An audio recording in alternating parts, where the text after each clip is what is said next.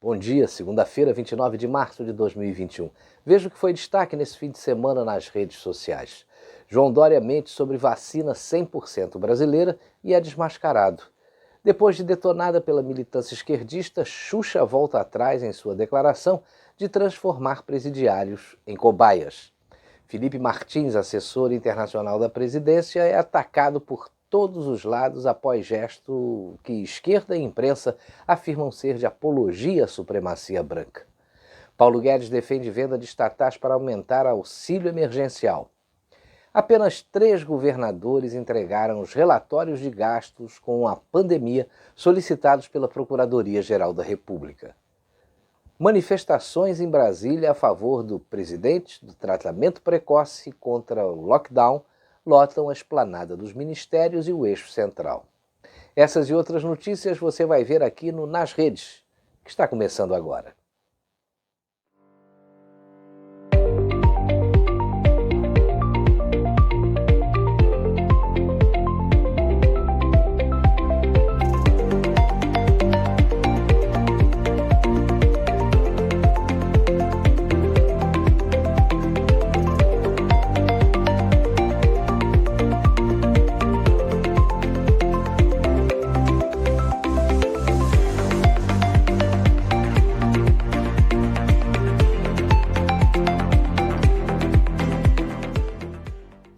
João Dória mente sobre procedência de vacina e é ridicularizado nas redes sociais.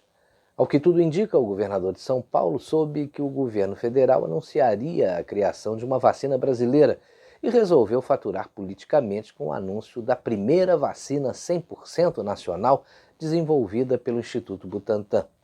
Só que o tiro saiu pela culatra e acabou virando motivo de deboche nas redes sociais e na comunidade científica, com o desmentido categórico dos verdadeiros desenvolvedores da tecnologia.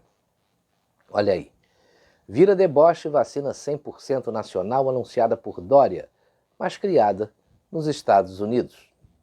O Hospital Monte Sinai de Nova York reagiu rápido e informou que a Butanvac, vacina do Butantan, não é 100% brasileira. Sua pesquisa foi desenvolvida nos Estados Unidos. Quem também saiu em defesa do Monte Sinai foi o cientista Peter Palese, diretor de microbiologia do Instituto Ichan, da Escola de Medicina do hospital, que desmentiu João Dória. Em nota, o Instituto Butantan corrigiu a mentira inicial, afirmando que a produção é 100% nacional. E agora informa haver estabelecido parceria e tem a licença de uso e exploração de parte da tecnologia desenvolvida pelo Hospital Monte Sinai para obter o vírus. O que deve ter levado João Dória ao desespero foi o anúncio dos testes clínicos de uma vacina, esta sim totalmente brasileira, pelo Ministério da Ciência e Tecnologia. Essas vacinas avançaram para testes, nos pré-testes, vamos chamar assim, que fizeram todos os testes lá com animais, fizeram os testes todos e agora eles estão entrando para a fase de testes com pacientes, ou seja, com voluntários, ou seja, testes clínicos. A boa notícia é que uma dessas vacinas, isso é muito importante a gente citar, já tem o protocolo ontem, isso é importante, a data de ontem, então tem o protocolo na Anvisa já registrado. Nós já temos os recursos para financiar esses testes pré-clínicos, vão ser feitos com 360 pessoas. Esses testes são feitos para testar a segurança da vacina. Logo depois desses testes entram os testes clínicos fase 3, que aí já são com 20 mil, 30 mil pessoas para testar a eficiência da vacina. Essas 300 pessoas, o que o pessoal fala é que em torno, eu não sou especialista nisso, em torno de 3 meses para você fazer o teste inicial, esse teste fase 1 e 2. Depois, com as 20 mil pessoas, aí é um outro cronograma, que depende muito de como a gente vai conseguir esses voluntários, mas a ideia é que seja o mais acelerado possível. A gente tem visto que isso tem sido feito de forma acelerada, muito mais acelerado do que o tradicional para vacinas, e lembrar que a gente pode fazer aberturas também, ao longo dos testes de fase 3, fazer aberturas para verificar como que tem ido o teste e, de repente, indo bem lá no meio, pode ser solicitado um uso emergencial também da vacina. Aí eu deixo para os cientistas responderem um pouco mais para frente lá. Essa é uma vacina que nós desenvolvemos com o professor Célio Lopes, em Ribeirão Preto, na Faculdade de Medicina de Ribeirão Preto, e com a equipe dele, e logicamente tem outros parceiros, mas essa vacina então já deu entrada aqui. Depois eu passo os dados inteiros sobre isso. A gente deve colocar, isso é o menos importante. Importante que a gente tenha a vacina. A gente vai colocar o nome dela depois, provavelmente deve ser alguma coisa com um BR, logicamente, que é uma vacina brasileira, a gente tem que ter orgulho da vacina brasileira. A Pharmacore, empresa de biotecnologia, desenvolveu o produto em parceria com cientistas da Faculdade de Medicina de Ribeirão Preto, da Universidade de São Paulo, a USP, e com parceria do Ministério comandado por Marcos Pontes, que viabilizou recursos para a pesquisa. A presidente da Pharmacore, Helena Fancioli, disse que recebeu a garantia do Ministério da Ciência e Tecnologia de repasse de 30 milhões para viabilizar as fases 1 e 2. Eles já estão nos acompanhando desde o início do projeto, em abril do ano passado, mas a assinatura do contrato só será feita após o aval da Anvisa para os testes, explica. A fase pré-clínica recebeu 4 milhões do governo federal. A vacina demonstrou 98% de proteção nos testes de anticorpos em animais. Também induziu a produção de células T de defesa e não gerou efeito colateral, relata ela. Xuxa volta atrás em sua declaração de transformar presidiários em cobaias depois de detonada pela militância esquerdista. A Assembleia Legislativa do Rio de Janeiro fez uma live com a apresentadora Xuxa Meneghel. Na entrevista, ela sugeriu que presos fossem usados como cobaias de testes para vacinas e remédios. Na entrevista, Xuxa sugeriu que fossem usados como cobaias os presos e não os animais. Veja aí o que disse a apresentadora.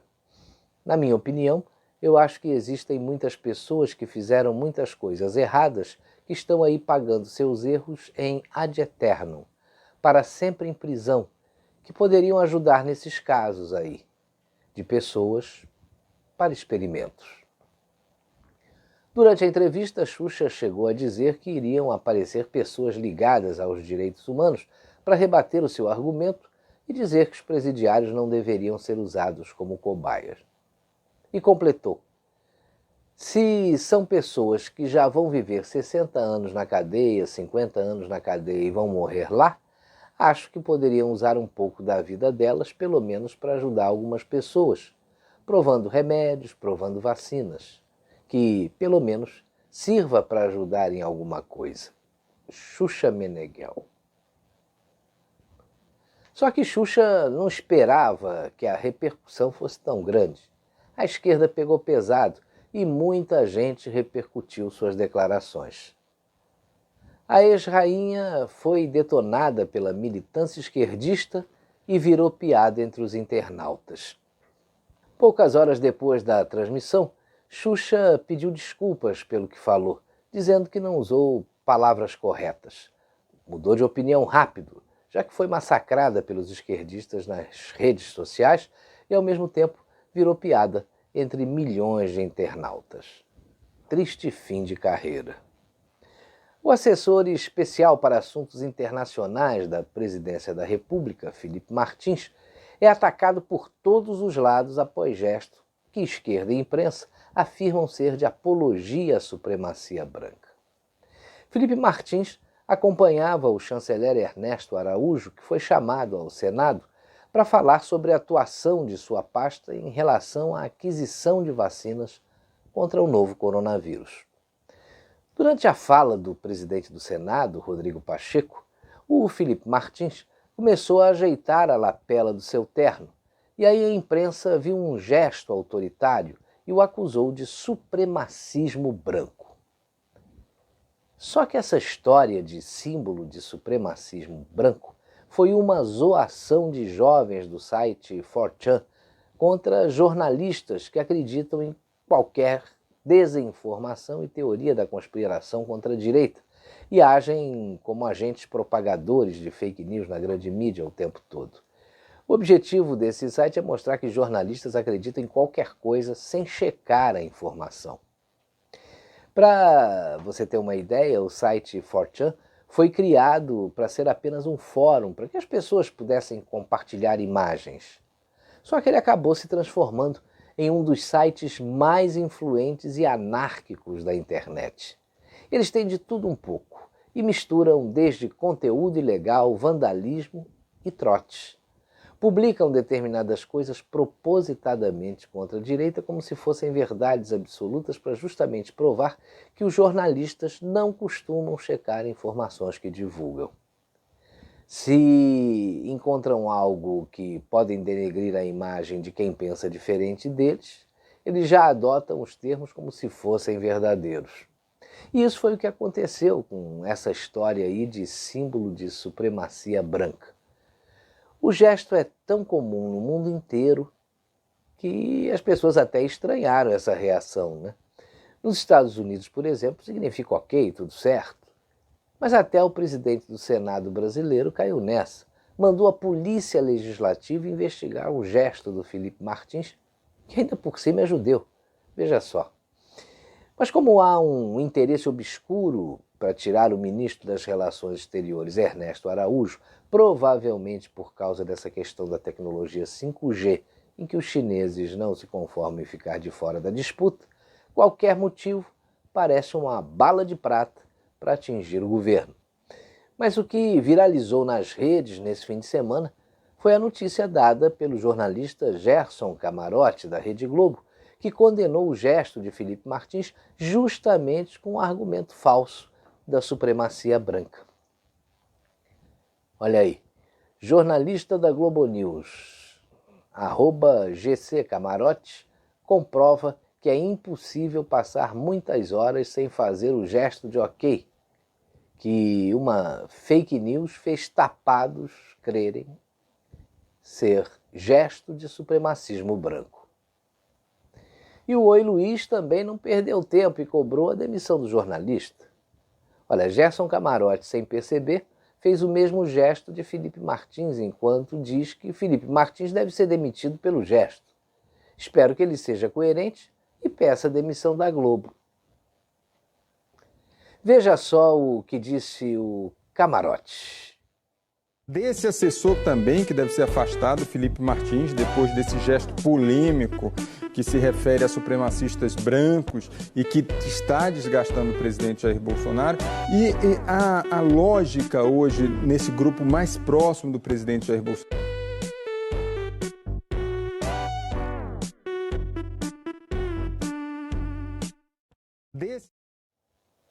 Esse pessoal de esquerda e principalmente seus representantes no jornalismo brasileiro, como progressistas, né?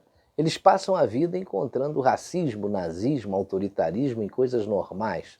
E todos eles caíram como patos e estão denunciando o nazismo até em uma ajeitada de vinco de um terno, né? Por isso o Camarote virou chacota nas redes nesse fim de semana. Veja mais essa aí do Direita Já. Gente, o repórter criticando o gesto e fazendo igual inconscientemente.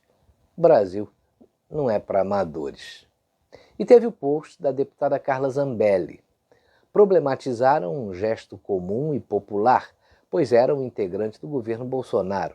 Não vemos nada demais no gesto do Camarote. Vemos sim muita discriminação e preconceito com um judeu conservador. E isso é feio, muito feio. Veja o vídeo publicado pela deputada.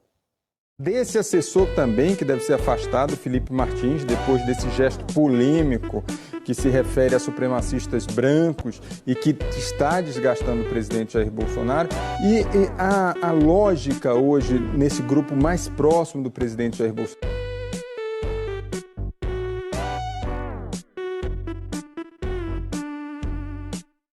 O assessor especial para assuntos internacionais da Presidência da República, Felipe Martins, se posicionou e mandou seu recado. Um aviso aos palhaços que desejaram emplacar a tese de que eu, um judeu, sou simpático ao supremacismo branco, porque suas mentes doentias enxergaram um gesto autoritário numa imagem que me mostra ajeitando a lapela do meu terno. Serão processados e responsabilizados, um a um. Filipe Martins. Mas neste domingo, o ministro Ernesto Araújo publicou um post que teve uma repercussão grande. Ele revelou pressão pela tecnologia 5G. Em 4 de março, recebi da senadora Cátia Abreu para almoçar no Ministério das Relações Exteriores. Conversa cortês. Pouco ou nada falou de vacinas. No final, à mesa disse: ministro, se o senhor fizer um gesto em relação ao 5G, será o rei do Senado. Não fiz gesto algum. Desconsiderei a sugestão, inclusive porque o tema 5G depende do Ministério das Comunicações e do próprio presidente da República, a quem compete a decisão última na matéria. E na onda de tentar sabotar aí o governo Bolsonaro, suposto grupo de diplomatas insulta o chanceler Ernesto Araújo. Veja o que postou o jornalista Cláudio Humberto no Diário do Poder. Suposto grupo de diplomatas se esconde na covardia, anonimato, para insultar o chanceler Ernesto Araújo. Canalhas assim sempre existiram, mas cartas anônimas eram atiradas na cesta do lixo das redações. Agora viram notícia, tão desprezível quanto a própria covardia. A revista Oeste publicou matéria sobre a postagem do ministro e informou que, desde a semana passada, parlamentares do Congresso Nacional e também prefeitos pedem a cabeça do ministro das Relações Exteriores. Entre os apoiadores da iniciativa estão o presidente Arthur Lira, do PP de Alagoas, que é o presidente da Câmara dos Deputados, e o Rodrigo Pacheco, que é do DEM de Minas Gerais, presidente do Senado. Lira participou de uma reunião com o líder do parlamento chinês e enviou uma carta ao Partido Comunista da China pedindo ajuda para superar o surto de Covid-19 no Brasil. Já Pacheco declarou publicamente que as relações externas estão aquém do esperado pelo Congresso Nacional. Paulo Guedes defende venda de estatais para aumentar o auxílio emergencial. Na quinta-feira da semana passada, o ministro Paulo Guedes participou de uma audiência pública na Comissão Temporária da Covid-19 no Senado Federal. Depois de ser questionado pelos senadores do valor do auxílio emergencial, Paulo Guedes respondeu que a venda de estatais é um caminho para se obter recursos e aumentar o valor do benefício. E completou: se aumentar sem fontes, traz de novo a hiperinflação de 2 dígitos, com juros altos, e o resultado final é desemprego em massa e o imposto mais cruel para o pobre, que é a inflação. Filme. A senhora olha para lá, dona Florenina? Vira o rostinho para lá. Por causa da agulha, a hora que eu puxo, se soltar, aí, certinho. PGR só recebe prestação de contas com gastos na pandemia de 3 governadores. A Procuradoria-Geral da República determinou que os governadores de 26 estados e do Distrito Federal entregassem até sexta-feira passada os respectivos relatórios de gastos com a pandemia. Os governadores receberam do governo federal bilhões de reais que deveriam ser aplicados no combate à pandemia de Covid-19. Mas na data determinada pela PGR, apenas 3 dos 27 governadores entregaram seus relatórios. Um pediu mais um tempo para apresentar o seu, e 23 não se pronunciaram.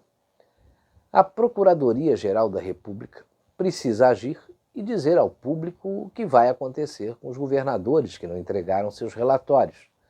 Se não fizer isso, será mais uma instituição brasileira desmoralizada durante essa pandemia. Deputada Bia Kicis cria emenda para punir com pena em dobro quem simular a aplicação de vacinas. São crimes e mais crimes de simulação de vacinação ocorrendo por todo o Brasil. Irei postar mais vídeos. Informo que aprovamos na Câmara o PL 25/21, que, com uma emenda de minha autoria, pune com pena em dobro esse tipo de simulação. O PL está no Senado para votação. Agora, veja esse absurdo. Filme. A senhora olha para lá, dona Florenita, vira o rostinho para lá. Por causa da agulha, a hora que eu puxo, se soltar, aí, certinho. Colunista da Folha propõe golpe militar para derrubar Bolsonaro. O texto é de Mário Sérgio Conte. Cita a Operação Valquíria de 1944, a ação quis assassinar Adolf Hitler. Veja as reações. A Bárbara do canal Te Atualizei publicou: Alô Alexandre, pedi intervenção militar em veículos de comunicação mencionando uma operação que tinha como objetivo o assassinato. Parece democrático para você? Juro, não é uma pergunta retórica. E teve outro post da Bárbara. Pau que dá em Chico, vai dar em Francisco, Alexandre.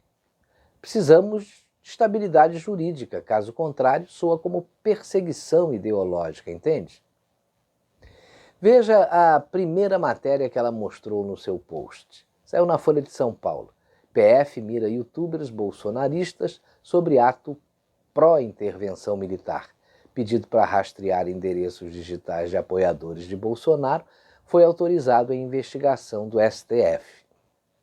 E agora a segunda matéria, que também aparece no post da Bárbara, também publicada na Folha. Entenda a investigação de atos pró-golpe que levou à prisão de ativista bolsonarista. STF autorizou a abertura de inquérito para apurar manifestações realizadas em abril. Ela tem razão, né? Pau que dá em Chico, obrigatoriamente tem que dar em Francisco, senão é perseguição ideológica mesmo. Cadê o ministro Alexandre de Moraes? Quem reagiu também foi o deputado Eduardo Bolsonaro, filho do presidente. Olha aí, querem derrubar um presidente porque ele não rouba e nem deixa roubar. Tampouco se dobra à corrupção institucionalizada que comprava artistas com leis rouanês ou jornais com verba pública, justamente esses que hoje abrem seus editoriais para sugerir golpes à democracia. Agora, alguns outros destaques desse fim de semana. O portal Terça Livre publicou que o Ministério Público Federal investiga contratos de compra de máscaras durante a gestão de Mandetta. A CNN Brasil diz que a China tem criticado com frequência e também contestado as sanções norte-americanas impostas ao Irã. Os dois países sofrem sanções dos Estados Unidos e buscam uma aproximação. Polícia não poderá levar à delegacia quem descumprir toque de recolher em Campinas, São Paulo.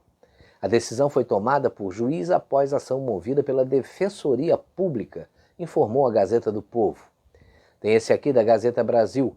Justiça derruba decreto que flexibilizava regras de isolamento em Porto Alegre. Outra notícia que bombou nas redes sociais nesse domingo foi a decisão do governador de Sergipe. Veja o post do jornalista Augusto Nunes. Além de proibir o povo de sair às ruas, o decreto de calamidade pública do governador de Sergipe, Belivaldo Chagas, permite o confisco das casas. É inacreditável que isso esteja acontecendo no Brasil, né? Manifestação de apoio a Bolsonaro em Brasília pede fim do lockdown. Nesse domingo, centenas de veículos participaram de uma carreata em favor do presidente da República, Jair Bolsonaro. Segundo a Gazeta Brasil, os participantes pediam o tratamento precoce contra o novo coronavírus e o fim do lockdown no Distrito Federal e também em diversas cidades do Brasil. Um trio elétrico puxou os apoiadores do presidente da República. A carreata ocupou 4 faixas da pista que sai da rodoviária do plano piloto, em direção ao Congresso Nacional. Outros acompanharam o protesto de bicicleta ou a pé. Esses foram alguns destaques das redes nesse fim de semana. Obrigado pela companhia. Estaremos de volta na próxima segunda-feira. Até lá.